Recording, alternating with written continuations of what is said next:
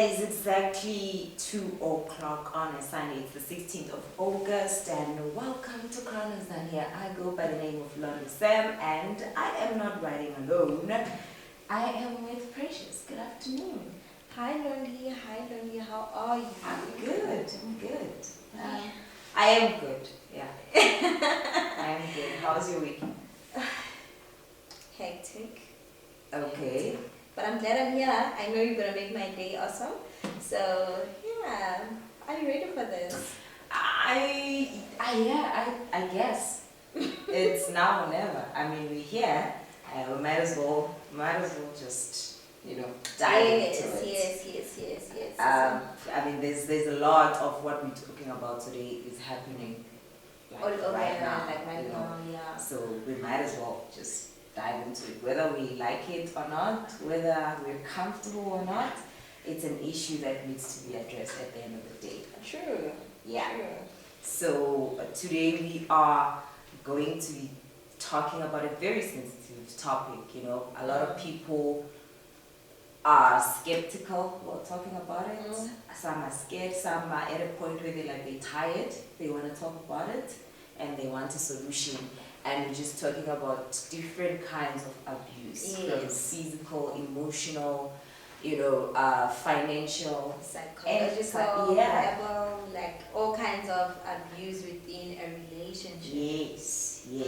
It's something that even you have never experienced it yourself, but you've seen it around you. Because it's all over. I mean, abuse is all over. Yeah. Look, I always say there's no abuse that is better than the other. True, very true. Abuse is abuse. Abuse is abuse at the end of the day, yes.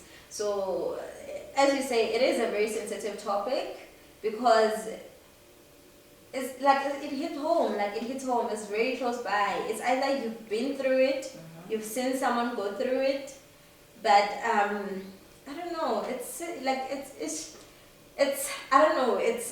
hard to talk about these things because a lot of people are going through it, but they are scared to come out and talk about it. Yeah. So today, I hope we're gonna break some of those barriers, and maybe with the things that we're gonna talk about, we're gonna be helping people to walk out of such relationships. Because what I've noticed is that a lot of people are within the abuse, but they don't come out alive. Some of them.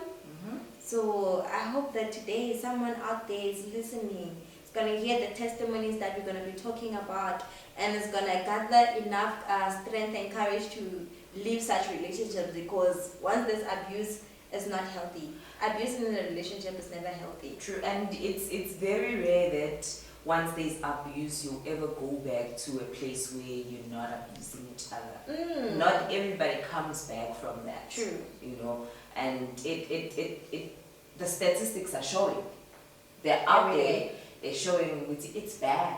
People are going through the most when it comes to physical, emotional, or psychological, whatever, financial abuse. I want us to start talking about, maybe break down physical abuse. Yes. Physical abuse, for me, it could be either shower, you've been manhandled, some are sexually abused, because once it's sexual, it's physical, abuse, yeah. And and all these things, they somehow connected. Physical, emotional, psychological, financial, it's a long chain. It's a long link of chain to each and everything. And I know for a fact that healing from any form of abuse, it's not an easy thing. It is not. It's not an easy thing. My first encounter of physical abuse was through my parents. That was my very first encounter.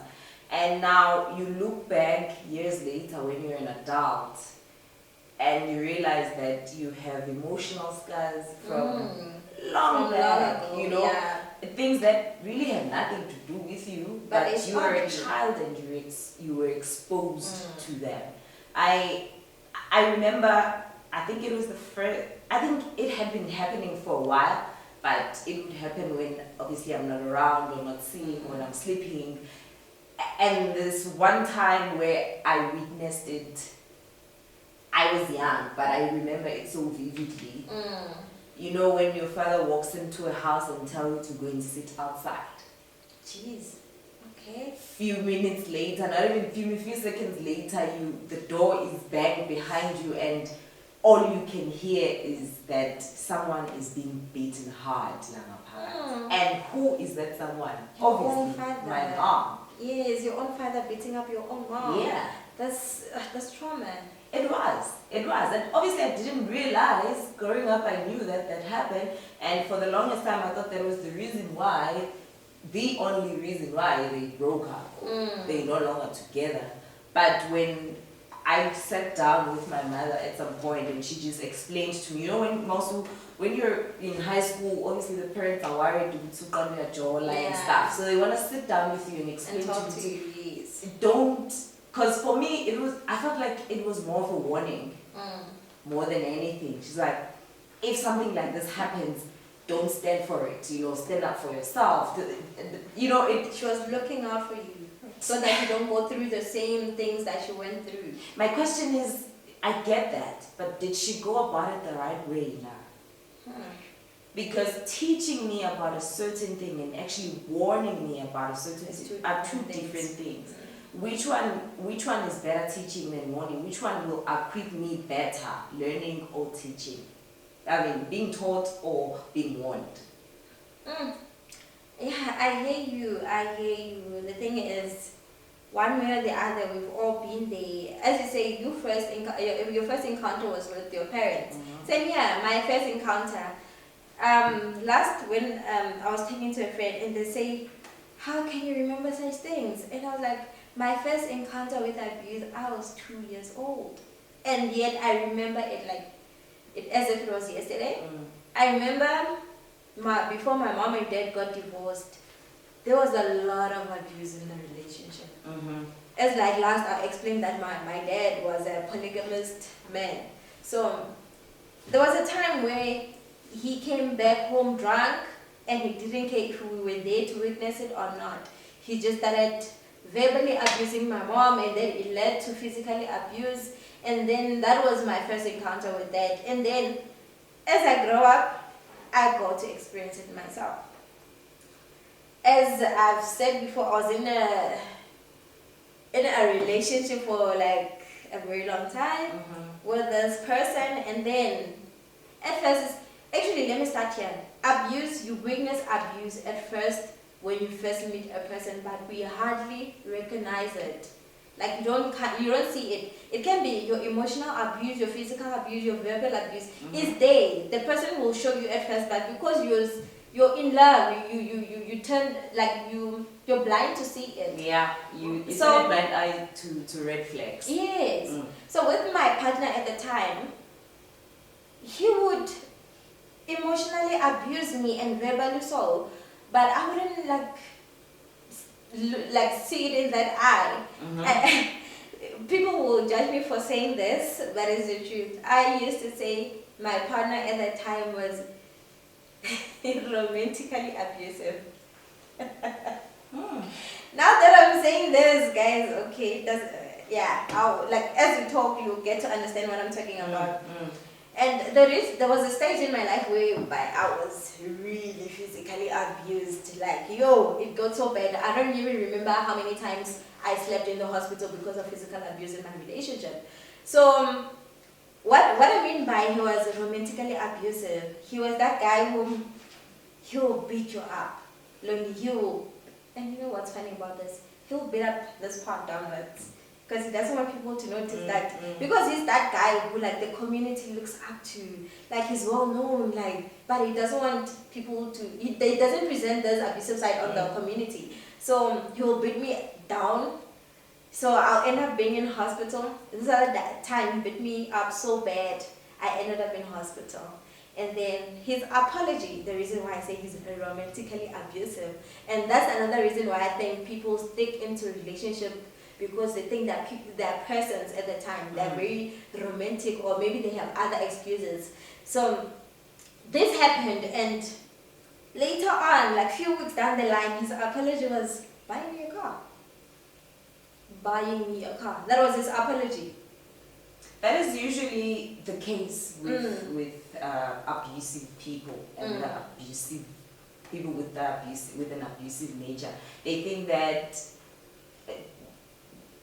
grandstanding, so to say, or giving you these huge gestures, it's their way of apologizing, and I feel like that's somehow that is being in a state of not being independent enough financially. True. A lot of women find themselves in those situations. They be like accepting abuse because they're not financially Yeah. aware of themselves. Yeah, but it doesn't. It's not only physical or emotional. It goes deeper than that, because uzomdina one of these days, and he's gonna tell you, "Uthi, kwale moto hamba ngayo, I bought it for you. I can take it whenever I want When to." they, You know, when they, yes. Or you will disagree on things, and he's gonna decide, "Uthi, I'm not gonna give you money. I'm not gonna do this. I'm not gonna do whatever that I need to do in the household because you're being disrespectful." And my question always comes back to, if you feel that I'm disrespecting you and we are at a point where we are clashing like this, don't you think this thing is a two-way? I'm disrespecting you. Clearly you are disrespecting me. So True. what is way forward? Other than shy, other than you're going to dictate as to when do I go out, when do I eat, when do I get this, when do I get that? I hear you. When you say that, I have a question for you. Do you think abuse starts with controlling? Any form abuse is about control. Would you like Abuse to is elaborate on that? it's someone who is hungry for being in charge of everything and won't let go of control. You know, That's the thing. you When know you why I can't let ask you go- this when you can't question? let go of control, Yes. one way or the other, you will be abusive. You know why I ask you this question? The reason why it's okay. Back to my ex-partner. We met. I was very young at that time. I was in school. I was in high school. So I didn't notice that what he's doing is controlling him, is being abusive. He would walk me to school every morning. He took a gap year at that time. He would walk me to school every morning, and then he would fetch me from school. And then for me, I thought maybe he was being romantic, you understand? But he was not. He was being controlling. Why? He would walk me to school because he doesn't want me to talk to boys on the way to school. Then he has this thing in his head, he owns you. Exactly. And what is mine, no one else will touch. And that is a problem right there, feeling entitled to the next person, because this person is not your person. Yes, we are together, but I don't I'm belong not your to person. you. I I don't don't belong belong to anybody. And every time you stand up for yourself and constantly try to make them remember that you are not entitled to me, because he's so used to this power that he feels he has over you and this control, we are Dina. And that's where they lose. And that's when they lose it, you know. But I want us to talk about when someone is emotionally abusing you. So I saw something here online. There's a question, did it ever get physical? And then this, I'm going to just read just the smaller part of it. And it says, this is often the first question we ask someone we know or suspect is in an unhealthy relationship. While starting a conversation around physical abuse is essential, the issue is when it's only a question. It's the only question we ask.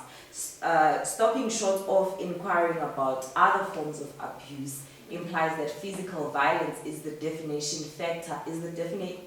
factor of an unhealthy relationship, which is not true. But every time you say abuse, people think physical. Yeah, Berkshire is. People think physical. But now the question is, what is an emotional abuse? An emotional abuse is any abusive behavior that isn't physical, which may include verbal aggression, intimidation, manipulation, and humiliation, which most often unfolds as a pattern of behavior over time that aims to diminish another person's sense of identity, dignity, and self-worth, and which often results in anxiety and depression. Wow. And you realize in as much as this person has never laid a hand on me, this person has That is been destroying abusing me. Yes. The fact that you are at a point where you don't even recognize who you are. are as a person because of the things they say to you, the things they think they can do or not do for you to make you feel a certain way. That is on its own is an emotional abuse. I once dated someone who was so narcissistic, but he couldn't say it. You know, in most cases, narcissists, they know they're narcissists. They know very well what they're all about themselves. I don't know whether this one was that good at it to a point where he had told himself that he's not a narcissist. Do you know that, you know, when someone is so good at something that also convinces I am not I'm that. not. You know, I realized that this person is not going to change because we would have a disagreement about a certain thing, and genuinely so, it would be his fault. And I would point out, I'm saying it's your fault because of this, and this that you did.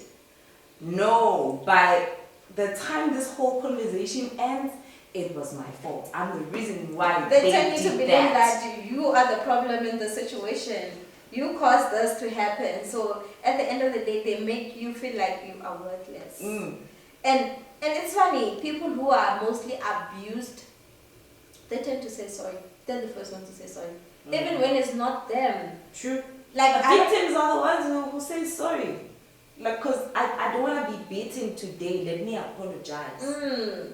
I don't want him to swear at me today and tell me how useless I am and all of that. So let me rather just apologize and keep it moving. Which I felt for me at a later stage, I was like, but that cannot be normal. For me, it was like, it can't be normal that you do something wrong, I tell you about it, it ends up being me who's wrong or who's the reason why you And it's did funny that. that they're so good that you end up believing that it is you. Yeah. That's how good abusers are. They end up making you feel like you are the one who did something wrong. And I don't know, like they tend to oppress us so much.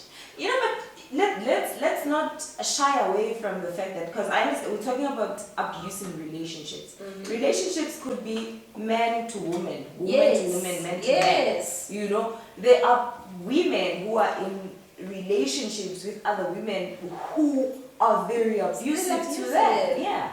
And there are men who are in relationships with other men and they are abusive. Yeah, talking about that, when you say it goes both ways, with my relationship at the time, because I was being abused a lot, I ended up being abusive myself. Like, to be honest, women are also abusive in relationships. Yeah. One would ask me like, what do you mean you also became abusive? Because I found a strategy to defend myself all the time when I was being abused. But it was not a solution. It was adding up to the problem. I was being abused all the time and I turned, oh gosh, I was a horrible person too. So that's why I'm saying this goes both ways.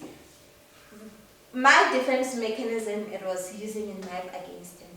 Whenever I saw that now Uzoshuba is going to get, you know, I'll hold the knife and I'll tell him I'm going to stab you to death. And I almost did. Which doesn't make it any better, because at the end of the day, I'm also contributing to the relationship not working by also being abusive, not coming up with solutions to solve the abuse in the relationship. So I became abusive also. Look, when you're speaking of solutions, maybe let's put the solution part like towards the end. Yes. I just look when something is toxic for you as a person, and your defense mechanism becomes, I'm gonna be toxic back. Now there's double toxicity. Exactly. The one that comes to you and then the one that comes from you. That on its own takes so much away from you as a person. Not only are you abused, are you being abused, but now you're also abusing yourself. I'm abusing myself, yes. Which becomes a problem now. Oh, he's not going to pay for this, he's not going to pay for that. The day and the years, I will make sure that, you know. oh, you're gonna speak to me like that, I'm gonna make sure that I keep quiet and I don't do this and this and this and that for him. But it's gonna backfire because at the end of the day, it's gonna come back to you. And when we're still talking about this, someone asked me like, Precious, yes, you say you were in a relationship for a very long time, and this has been happening for a very long time. What made you stay? Because you knew you were being abused. Like, you would land in hospital to show that you are being abused. Let me give you the story. This other time, we were fighting physically, and he ended up cutting me with a knife, and I ended up to be in hospital. And you know when an incident like this happens and you end up in hospital, the hospital itself calls the cops, and the cops when they come, they're like asking questions like, what happened? We want to understand what happened, the reason why you ended up in hospital. So, you know, love is stupid sometimes. Instead of me, Is it? It Or is. are we being stupid? we're being stupid. Yeah, we can't blame love. So Say love is with that stupid, love situation is whereby the cops were questioning me like, girl, please tell us so that we can help you. We are here to help you. Do not protect anyone. What really happened? Give us a statement. And I was so stupid, guys. I was so stupid. Because of the love I You're have not for the stupid, you didn't know person. better. I didn't Let's know not better. use Yes, those true. words. I didn't know You were better. not stupid. You didn't Instead know of better. me telling the cops exactly what happened, and because of my love for that person, I defended him. Like, defended him so bad because I didn't want him to be arrested. Because at that point, they were willing to like take him with them to take him with to the police station, and I defended him, like started making up excuses. You understand? And now that I'm out of it, I'm like, why did I do that? That was my way of going out. That was my way of stopping the abuse from happening. But why did I do that? And then sitting alone, I'm like, okay, I did this because I was financially independent to this person. I depended on him financially. I knew if he gets arrested, then there's not gonna be money coming to my side. And then he was taking care of me financially, and not only me, he was also taking care of my family, my side of the family. So I thought about those a lot, and with the question of Precious, why didn't you leave the abusive relationship? I thought about that, and I was like, okay, let me just stay, because I need him. At the time, there was a time where I was not working, and I was staying home full time, and I was like, if I break up with this person, if I pack my bags and go back home, who's gonna take care of me? Because he does everything. So, but when I was sitting and thinking by myself, I was like, was that a wise decision to make? Like I said, so when you're in a situation, it's very difficult to see a way out. Especially when you're navigating through all of that on your own and there's no one who's guiding you or giving you counsel. You know, it becomes a problem. Hence, a lot of people don't even realize that they are in this financially abusive relationship. Speaking of that, there's an article where they're asking, are you experiencing economic or financial abuse? And then this part under that question, gaslighters and narcissists may use money as way to gain power and control. Again, abuse, like you said, is it about control? Of course, this person feels like they have power over you and they have control over you. So what are some of the signs of being in a financially abusive relationship? Yeah, you may be experiencing economic abuse if your partner does any of the following. So I'm not going to go through all of them, but it's some of the things that you need to pick up and be like, this you is know, abuse. These things should make you pause for a minute and think, is it, am I, you know? So first of all, prohibits you from working. Forces you to turn over your paycheck to them. Okay. Look, say, understand that if it's a partnership, Yoguti, this is my bit and this is your bit, so how do we move forward with both these paychecks? But you can't say, yours must come to me and I'll make the decisions, the financial decisions for this household. That it doesn't work like that. And if it's like that, then I have a question for you. red flags. I have a question for you. Who do you think, between a man and a woman, when it comes to financial abuse, who do you think is more abusive in your perspective when it comes to financial abuse? It could be, I can't really say. It could be the same from both sides. I guess it will depend on how one looks at it or how one views it or how one is going, like what is it that you are going through that makes you feel like, okay, this is an abusive financial situation for me. Because there are women who feels entitled to men's money and stuff like that. and a man who feels entitled to it. So it's I feel like if we're being honest, we could be reciprocating from each other. You could be doing it, I could be doing it, and sometimes we won't even see it that we are doing it together to each other. Today a friend of mine was like, women are more financially abusive, and I'm like, why do you say women are the ones who are financially abusive? And he gave me a scenario whereby he says, you are the one working, the man is the one who's working, and the woman demands a lot, like it's your money, but she makes the decisions how to spend your money, especially when it comes to her. She would say, give me money for this, give me money for that. And mostly these days it's like, give me money for hair, give me money for nails, give me money to go clubbing, give me money, and you end up not having a say to that. Can I just quickly ask you a question? Yes. If we are in a relationship and obviously it has gotten to a point where finances are involved, because there's a time where when your money is your money, my money is my money. We don't talk, but your relationship has advanced to that point of finances being involved now. Don't you sit down and discuss these things? Also, let's not shy away from this thing. I don't know who came up with it. I'm not saying it's right, I'm not saying it's wrong. Let's not shy away from this thing. Men are providers. Yes. But now, the question comes when you say she's demanding a lot. What were your rules of engagement? When you started talking about your finances, what were the arguments? What changed? But that also opens up another conversation altogether. True.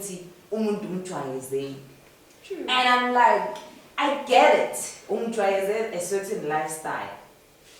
And I try to live based on what Yes.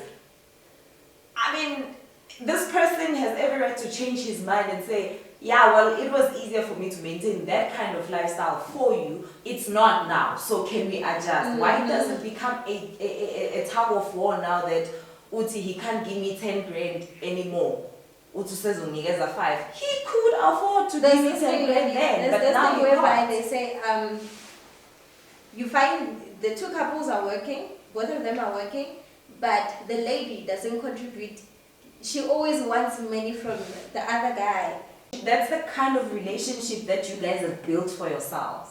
No, there's not that person or fourth person who's gonna come in and say, yeah, but you're working now, you should use your money. Now you're working. It boils down to the both of you sitting down and saying, how do we go about with these two streams of income? How do we separate if you've agreed from the get-go, your money is your money, I'll take care of everything in this house. But now the thing is, communicate if that has changed. If you cannot take care of things anymore on your own, communicate. Also, I don't think I would personally be comfortable with someone who says, don't worry about anything, I got you. No. Then when it comes to that, it means don't worry about anything, I got you. But at the end of the day, it becomes abusive because you become a puppet of that person. That person tends to control you because he knows. He said, I've got you. Exactly. So, hey, let's not say, because some they don't. So, but the chances are higher. I would say this person at some point, we're human beings. We don't even, there's something I've noticed about us human beings, we don't even realize when we are building resentment over the years when you're in a relationship. And it starts with little things. And next thing, 10 years later, 5 years down the line, you guys are fighting over the silliest things ever. And you're like, how did we get here? Because of those little things you didn't address when they were happening. When I gave you my card and I said spend 3,000 rands and you spent 5,000 rands, I didn't say anything when I knew very well that it bothered me. You beg that. You know, with that conversation, on and my it way goes here, on and on and on. 5 years later, you're fighting start over fighting. 5 rands. And you're like, why are we fighting over 5 rands? It's because you've been building up a resentment over the years of the little things that and we've it been comes doing back to to each other. communication. Exactly. Lack of communication. On my way here, I had a conversation with a friend of mine, and he was like giving me an example of what financial abuse is. And he gave me a scenario by, we all know Kanye Mbawe, right? And it's like, Kanye Mbawe and Mandla's life started nicely, where Mandla was providing everything. But after when the money is finished, then that's where the abuse came in. So what I'm trying to say is that,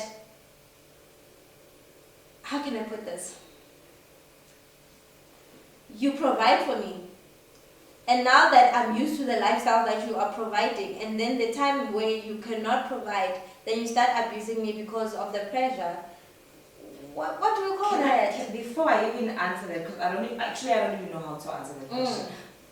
I want us to, maybe by the time we leave this table, we have sort of tried to dismantle this mentality. You made me get used to this. Like, why are you used to other people's monies to even begin with? Why are you comfortable with other people's monies? Maybe that is another conversation that we should have. Yes. Because the minute you become comfortable on getting money from someone else, that's where you volunteer yourself to be abused. Allow me to say that. You volunteer yourself to be abused. Harsh as it sounds. Yes. Maybe other people might not view it that way. But there are instances where you look down a couple of months later or years later and you're like, but I opened that door. If you're being honest with yourself,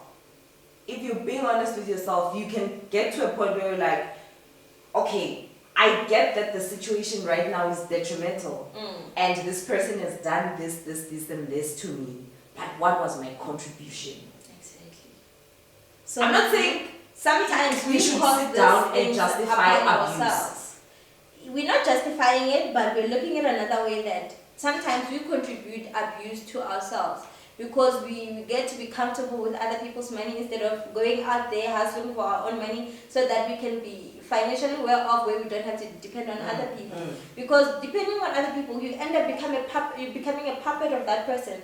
They control you. That's where the control comes in, because they know you cannot survive without them. And they know that they're the ones who are maintaining your lifestyle. They know the minute you leave the relationship, that's where you're gonna suffer. And then that's on us again, whereby we say, let me not leave this abusive relationship. Let me stay in this abusive relationship because it how can I put it? It satisfied my needs. My being needs. Taken care of. Yes. Look, with that being said, let's not.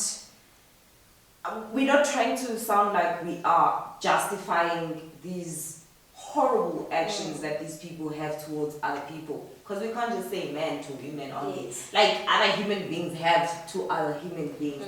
I don't want us to live here making people victims, rather feeling like it's their fault. They're in the situations that they're in.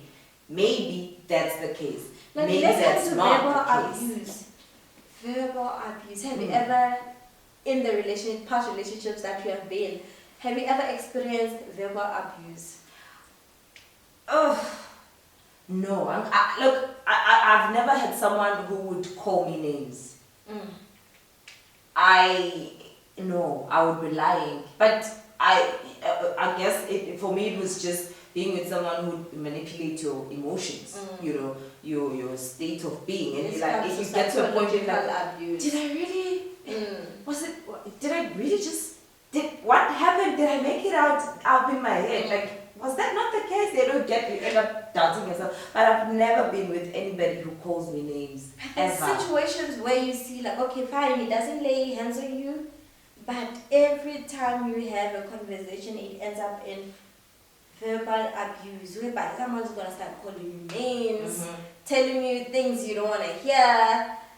And that thing, like, it destroys a person. I believe that, okay, yes, I'm not trying to justify anything, but for me, verbal abuse, to me, it is more painful than someone hitting you. Abuse is Abuse, but I'm saying there's that no thing abuse that is better than the destroys. other. True, but for me, verbal abuses you. I think my lack of communication saved me. Because What do you mean by that? Because I told you guys, for the longest time I did not know how to share my Yeah. feelings and my thoughts with, You actually. you know, I would just be like, oh, okay, if that's the case, sharp. And then I keep it moving and I don't address it. You know, I don't communicate this whole thing, what just happened. Like, I would only have those conversations in my head. I think that kind of saved me. Had I been that person who shoots their mouth whenever they were angry, maybe I would have gotten something like that from the people I've been with in the past. But I have never. But then again, I'm saying maybe ukungakhona wami who's defender and Saved speak you. up saved me. Because you'll be like, you want to start, I'll be like, it's okay, it's cool, it's my fault. Because one thing I have realized, forgive me for saying this, when it comes to verbal abuse, it is more, I'm not saying men don't do it more often, but mainly women, we are very verbal abusive when in a relationship. Why? You find me precious, fighting with my partner, and we have this natural gift where we are so high, we want to be heard. So you find me trying to raise my voice. Struggles. Yes, trying to raise my voice, and like now because like the fight, young crueler, now I'm starting cursing. I'm starting saying things I'm not supposed to say. I believe that, okay, that's my view. I believe that women, we need to. We can be very vicious. We can be very vicious with our tongues. And obviously when, as I grew older and I told you guys I learned how to communicate, I had to come to terms with the fact that maybe it's a good thing that I did not know how to communicate because of my vicious tongue. Because I had to come to terms with the fact that I have a vicious tongue. If you say something to me and I wanna say something back to you, hurt you more. you can never take it with me. You can never go there. I tell a partner and be like, if you and I are going to do this back and forth thing, it's not gonna end well, and I'm not the person to take there because I'm not gonna come back. Or You know maybe why you I'm and I saying are not this? gonna come back from that. You know- So let's not even Let's start not with go the there. verbal exchange. You know, I'm saying this because I've realized that a lot of men within a relationship, that most of them, they're not verbally abusive, most of them, and some would wanna talk out the situation, communicate so that you can get to a solution at the end of the day. But us, because of our vicious tongue, we, like, yatanzeka in my language, yatanzeka. But how can we tell someone out there who's verbally abusive in a relationship to, okay, ehlisa kancane, like, You stop can't tell a person ukuthi akehlise kancane if they don't even realize that they have a Them- problem themselves. with a vicious tongue. There was a time where I had to go to marriage counseling, and you know me, I was that person who was mostly verbally abusive. So my psychologist at the time said, "Do you realize that it's you who's causing these problems?" And I'm like, "How?" I said, "Because of your mouth." And I said, "Okay, yes, I know I talk, I know I'm vicious when it comes to talking. How do I solve the problem?" And she gave me advice like, "Precious, since you cannot control your verbal diarrhea, take a glass of water every time when you know it's about to go down, you're about to have a fight. For you to avoid verbally abusing someone, take a glass of water and drink that water, but do not swallow it. Just keep it in your mouth up until the fight is over." I'm like, huh? And I tried it once. I I would- tried it once. It worked. I would have a problem with that exercise personally because I understand what she's trying to achieve with it. But at the same time, I'm like, you are stopping me from expressing myself. So there's a thin line between understanding that you need to speak now and you need to hold Hold your peace. you need to hold your peace. But then again, you have to know the kind of person that you are and have that dialogue in your head and be like, you are not going there because you won't come back from it. So rather keep it moving, keep it moving. Okay, we are in dinner, he's continuing to speak. Can I just leave? Because this is not gonna end well. Let me rather walk away. It goes back to knowing yourself. I wish I had your strategy like you. I walk away. Till today, when I'm confronted with something that I know you wanna say things to me, I will have to say things back to you. I will tell you straight to it. We're not gonna come back from this. If we start, it'll come.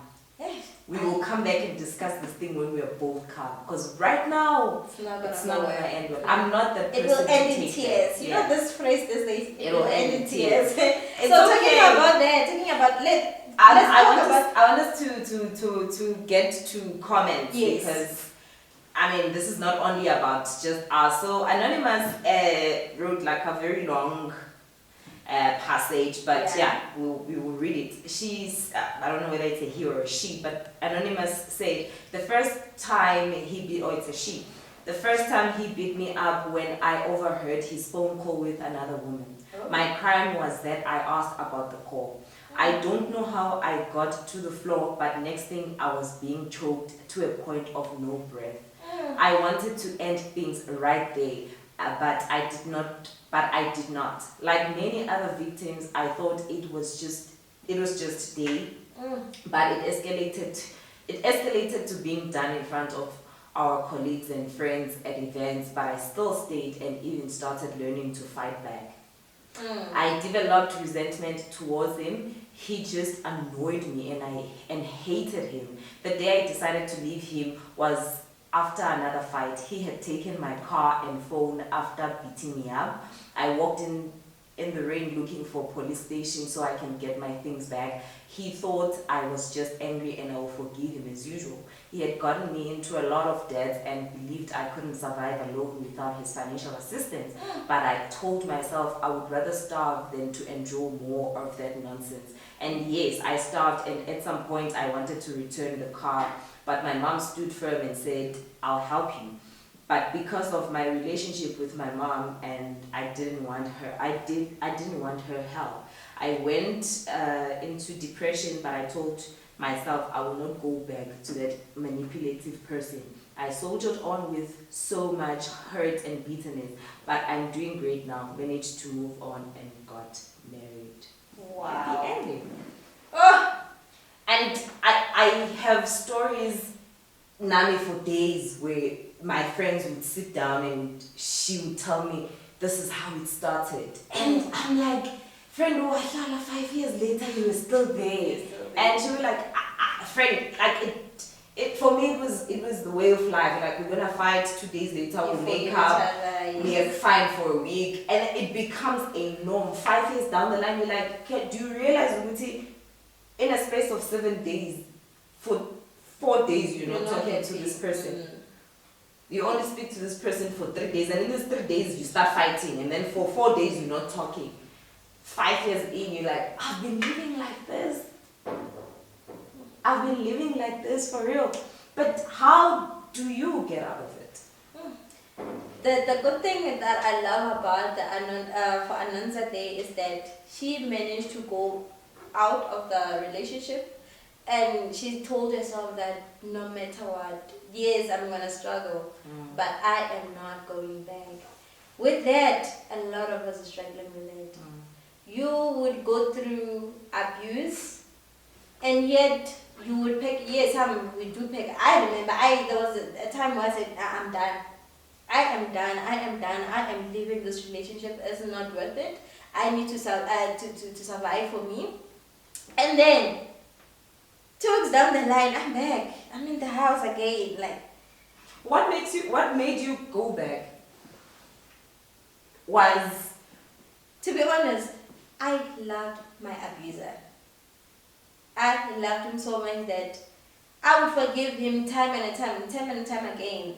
I don't know why I did that, but simple answer, I loved him. Sometimes I'll say, it's fine, even if he beats me up. I still love him, let me go back. And sometimes I felt like there's no one who's going to love me as much as he did. And yeah, it was something which I told myself and I was lying to myself. But with all of that, there was a time where I said, enough is enough. I am done. And this only happened to me when my daughter was born. When my daughter was born, I remember my daughter was sleeping there and we had a fight out of nowhere. And he started beating me up in front of my daughter. My daughter was crying. She was 4 months at the time. And she didn't understand anything, but you know, they say babies can feel that something's wrong. She started crying. Neighbors started coming, and like, that's when I realized, like, if he is doing it now in front of my daughter, one day he's gonna hit my daughter. One day he's gonna put his hands on my daughter, and then that's when I said, there is something wrong with this relationship. I need to leave. Not for me.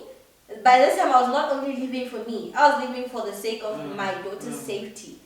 I feel like a lot of people who can't escape abusive relationships, more than anything, what keeps them there is the fear of unknown. Yes, true. I'm gonna live here. What's gonna happen? Yes. If I live here, who will love me? If I leave this person, who will do this? What? Like, you constantly asking yourself. No one has answers for the future. You know, at some point you need to choose yourself, and you need to realize that there is no way I can love a person like this and still treat myself the way I do. Yes. There's a discord there. You can't love another human being like that when you don't love yourself. Yes, you have to love yourself. Like it clearly shows that there's something that is wrong. I need to love myself so much so that even loving the next person would never ever surpass the way I love myself.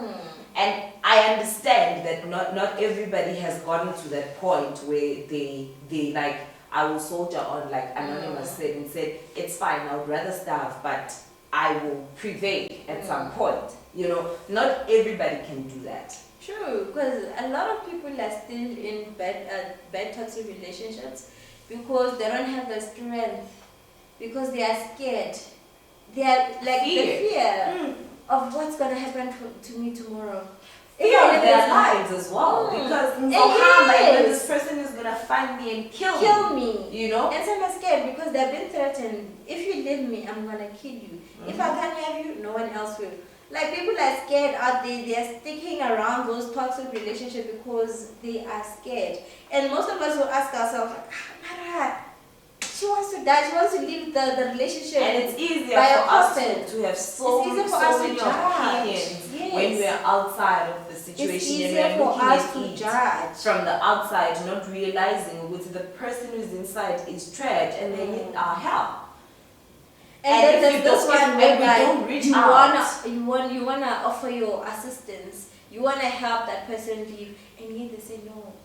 That on its own is a topic for another day, which that is called a battered wife syndrome. A what? Battered wife syndrome. A battered wife syndrome. Yeah. When this man can beat you to the pulp, but you like, I'm not going anywhere. Or you will leave. You will get help. And people will think, okay, so keep healing from that danger.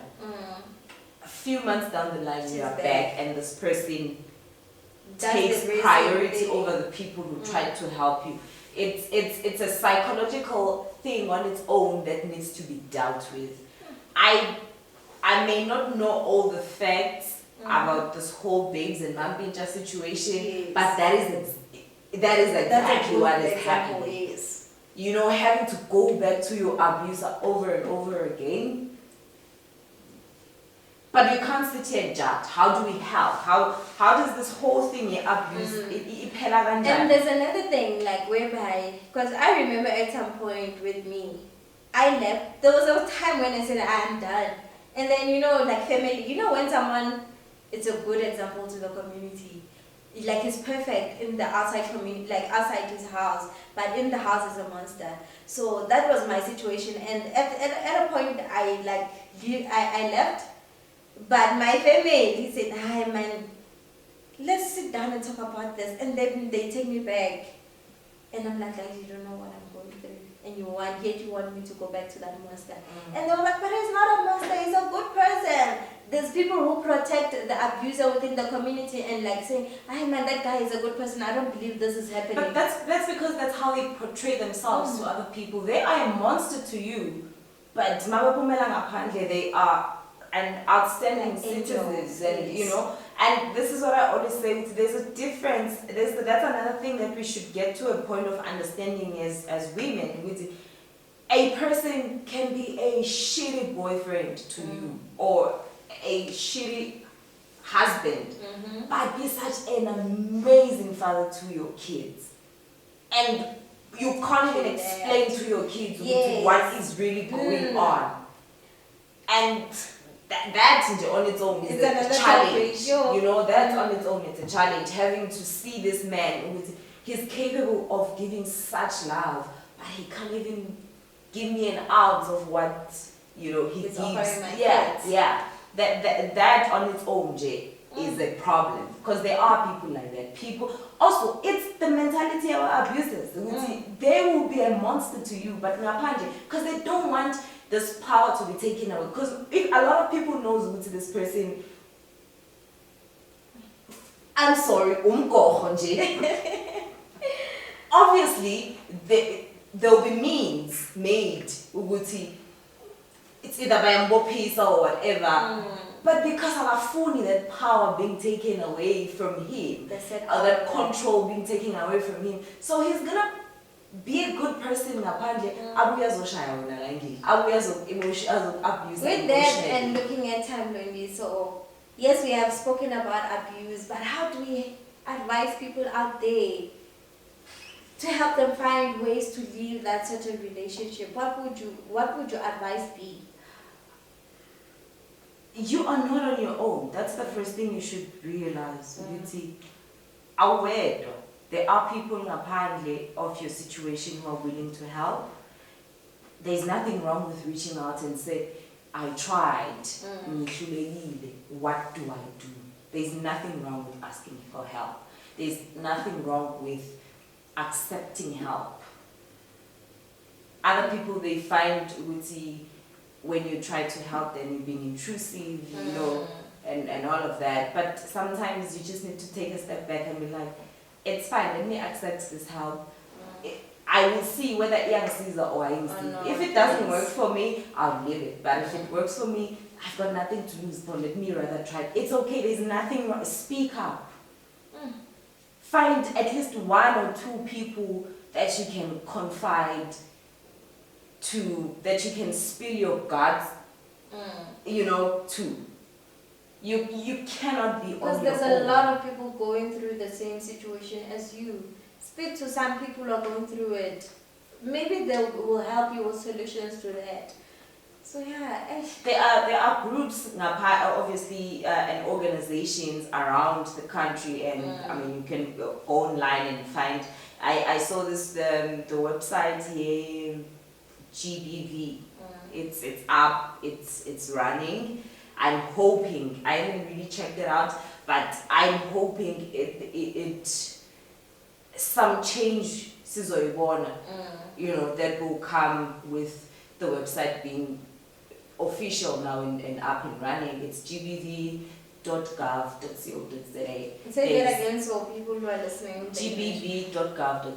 Okay. And then there's POWA, POWA. You can go to their website as well. There's Love Life, guys. Love Life is still there. It's still there. It is very much Love Life. You can literally send them a please call me, and they will call you back. You know, there is help out there on the real. There is help out there. It's a matter of wanting it and accepting it. And maybe instead of investing so much of your energy from things or from to other people, try and invest that to yourself. Yes. It's just, if I can love a person, then it means I can love myself even more. Hence, for me, I would say, yes, we are going through this. Yes, we know people who go through this, but it comes back to you. It comes back to you who's being abused. If you want to go, if you want to leave the relationship or not. Because one thing you should always tell yourself is, do I love myself enough to stick around to this nonsense? You have to look out for one, and that one is you. Always look out for number one. Look out for number one. Yes, things can be going on in between the relationship. People will be telling you, do this, do that. But at the end of the day, you must look out for you. And if you see that this is going to end up leading you to the grave, look out for you. Think about where you want to end up. If you see that this is leading you to the grave, leave. It is not easy. It is not easy leaving someone you love. But look out for you. I just got a WhatsApp from a friend of mine. She went through like the most now while she was still married. She says, not everything is for me, is what saved me. Yes. So she told herself, not everything is for me. And then she walked away. So she knew, she probably said, even this marriage, it's probably not for me. This man he's probably not for me. Not everything is for me. It's okay to let go. It's okay to just say, you know what, this is probably not for me. And I'm out. But there's a question I can never answer as to how do we stop abusers.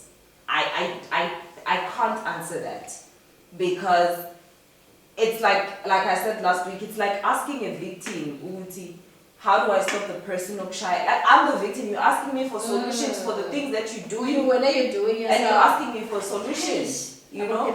I can only sit here and be like, man needs to do better. Man needs to hold each other accountable.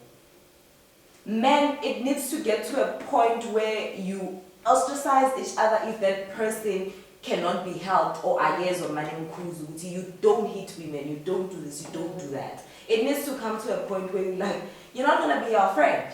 Yes. Single that person out if you're not. You can't be hanging out with someone who's doing this to other people. Exactly. No. Men needs to do better though. Men needs to do better, because when you abuse a woman, chances are your kids as well will be abused, because they're gonna be so accustomed to this behavior. It's mabakula, they think it's the right way to That's be the right. treated. They think that is love. You show love by abusing another person. So yes, when you're busy abusing a person, think about the people around you. What are you teaching your kids? Are you teaching your kids that me hitting like their mother every day is that love? Also, what are you gaining from being a shitty human being? What are you gaining from that? Just ask yourself that question. Like, being a shitty human being, Exactly. That's pretty much all we had to say about today's topic. Could have gone deeper. It's just that people are not comfortable sharing their stories again. But we will revisit. I want to put out that we will revisit this topic again when we have men on the so we can hear their views of why they abuse us. Exactly. So yeah, catch us again next week. And be good, do good, and be you. Yes, same time next week from your girl Precious and Melissa.